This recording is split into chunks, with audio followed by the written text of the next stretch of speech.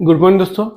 आज हम पढ़ेंगे basic concept of slope deflection in beam. तो यहाँ पे देखिए हमने एक बीम ले लिया हुआ है ए बी का, जिसका लेंथ हमारे पास अवेलेबल है कितना एल। तो इसके ऊपर हम क्या करेंगे, एक लोडिंग लगाएंगे। लोडिंग लगाने के बाद ये जो शेप रहेगा बीम का वो क्या होगा, आपका इस तरह से डिफ्लेक्टेड होगा। तो ये क्या हो गया, डिफ्लेक्टेड शेप ऑफ बीम, या फिर इसको हम बोलेंगे आर्क ऑफ बीम। अब ये आर्क ऑफ बीम इतना छोटा रहेगा कि आपको विजुअली दिखेगा भी नहीं, तो ऑब्वियसली है।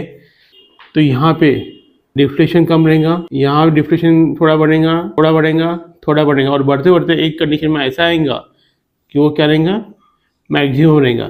तो इसको हम बोलेंगे y। तो इसको y1 इंक्रीज होगा, y2, here the y3 and here the y4। तो इसी हिसाब से इसको बढ़ जाएगा, तो ये क्या हो जाएगा, y मैक्स हो जाएगा। तो उसी कंडीशन में इधर पे क्या होगा, मैक्सिमम है तो इधर रिड्यूस होते जाएगा, तो ये इंक्रीज होगा और इधर में डिक्रीज होगा। किसकी वैल्यू, डिफ्लेक्शन की। y is the deflection of beam. अब जो deflected shape of the beam है, इट इज आर्क है, और इस आर्क को हमने अगर यहाँ पे ए पॉइंट पे एक टेंजेंट ड्रॉ करते हैं और साथ साथ में बी, तो उस बी पॉइंट पे जो आर्क मिट हो रहा है तो उसको भी हम लोग क्या किया, एक टेंजेंट ड्रॉ कर लिया। तो ये लाइन होगी आपकी टेंजेंट एट पॉइंट ए, और ये जो लाइन होगी that is the tangent at point B. तो ऑब्वियसली ये टेंजेंट क्या करेगा, वर्टिकल मेंबर ए बी के साथ में कुछ ना कुछ एंगल बनाएगा। That angle is the theta A. क्यों, क्योंकि ए पॉइंट पे है, that's why it is the theta. और यहाँ पे कुछ ना कुछ एंगल बनेगा, it is the angle of theta B. तो हम लोग थीटा को क्या बोलेंगे, slope of beam at that particular point. तो थीटा किसके साथ में, ए के साथ में, तो थीटा ए लिखा हुआ है, और यहाँ थीटा किसके साथ में, बी के साथ में, तो इसलिए थीटा बी लिखा हुआ है। तो हमने देख लिया है y is the deflection and theta is the slope. तो हम लोग यहाँ पे दूसरे टर्म में भी लिख सकते हैं, dy by D x is equal to theta भी हम लोग लिख सकते हैं हम लोग। अब यहाँ पे दूसरी चीज़ आती है कंडीशंस की। यहाँ पे हमने क्या किया, इसी डायग्राम को थोड़ा बड़ा डायग्राम निकाला हुआ है। This is the arc of the beam, A B is the length L जो यहाँ पे अवेलेबल है, A B is the arc, साथ साथ में यहाँ पे कहीं तो बी, यहाँ पे कहीं तो भी हमारा जो वाई है that is the deflected shape of the beam, जो क्या रहेगा हमारा वाई मैक्स रहेगा। इसके इस साइड में वैल्यू क्या होंगी, वाई की डिक्रीज होंगी, और साथ साथ में यहाँ पे भी जो वैल्यू होंगी वाई की वो क्या होगी, डिक्रीज होंगी, दैट इज अ डिक्रीज होंगी। लेकिन जीरो से लेके या द वैल्यू इज जीरो, यहाँ से जो वाई की वैल्यू होंगी क्या होंगी, इंक्रीज होंगी at the time of any one point, और यहाँ पे आके क्या होंगी, मैक्सिमम वैल्यू आपको मिल जाएगी। साथ साथ में यहाँ से भी क्या होंगी, आपकी वैल्यूज इंक्रीज होंगी, किसकी, वाई की, और ये भी वैल्यू किसकी रहेगी, वाई की इंक्रीज होंगी डाउनवर्ड साइड में। लेकिन यहाँ से अगर रिवर्स जाते हो तो वैल्यू वाई की डिक्रीज होंगी, यहाँ से भी वैल्यू ऑफ वाई डिक्रीज होंगी।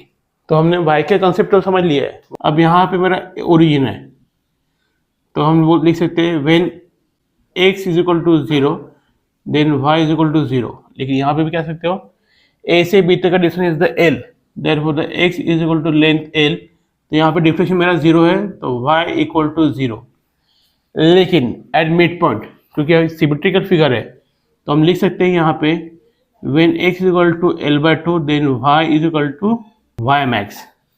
तो इसी कंडीशन से हम लोग हर एक जगह पे y की वैल्यू निकाल सकते हो at a distance of x। Obviously है, हमने क्या किया था, यहाँ पे एक टेंजेंट ड्रॉ कर लिया था, टेंजेंट ड्रॉ के साथ में यहाँ पे क्या लिखा था, थीटा ए केवल लिखा था।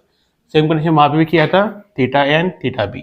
इसका मतलब क्या है, तो यहाँ पे जहाँ पे भी y की वैल्यू जीरो रहेंगी वहाँ पे मेरा थीटा की वैल्यूज क्या रहेंगी, मैक्सिमम रहेंगी, एंड थीटा एंड स्लोप। तो हम क्या करेंगे स्लोप के लिए, when x is equal to zero then dy by D x is equal to theta A. साथ साथ में यहाँ पे भी लिखा था हमने थीटा बी, तो लिख सकते हैं हमने यहाँ पे एक टेंजेंट ड्रॉ किया था थीटा बी के साथ में, when x is equal to l then dy by D x is equal to theta B, that is the maximum value. ये कहाँ पे आ गया, जहाँ पे हमारा डिफ्लेक्शन जीरो होता है, यानी कहाँ पे, when the y is equal to zero then theta is maximum, और यहाँ पे भी क्या होगा, when y is equal to 0 then theta is the maximum, और ये कौन सा हो गया, वाई बी। तो ये टर्म भी हमारा वाई ए है, ये हमारा वाई बी। वाइस वर्सा, जहाँ पे मैक्सिमम वैल्यू रहती है किसकी, डिफ्लेक्शन की, वहाँ पे स्लोप 0 होता है, और मैक्सिमम कहाँ पे हमारा डिफ्लेक्शन, दैट इज L/2। तो यहाँ पे लिख सकते हो therefore the dy by dx at that mid point is the 0, क्योंकि यहाँ पे ड्रॉ करते हैं दैट इज द स्लोप और tangent at that particular arc. तो ये आर्क किसी भी हॉरिजॉन्टल मेंबर को कनेक्ट नहीं कर रहा है, तो इसलिए यहाँ पे जो थीटास की वैल्यू है क्या आएंगी, 0। तो हमने जो कंडीशन लिया हुआ है, ये कंडीशन लिया हुआ है, when x is equal to L/2 then y is equal to y max then dy by dx is equal to 0। Vice versa, जहाँ पे x इज इक्वल टू 0 है, y a is equal to 0, तो उस condition में theta क्या रहेंगे, maximum रहेंगी। तो this condition, same condition b पे डिफ्लेक्शन नहीं है, तो when x is equal to L therefore the y b is equal to 0 therefore the theta is maximum. तो दिस कंडीशन। तो हम लोग न्यूमेरिकल सॉल्व करते हुए मैं स्पेशली इन 3 केस का यूज़ करेंगे किसी भी न्यूमेरिकल में, किसके, slope, deflection and beam case में। Thank you.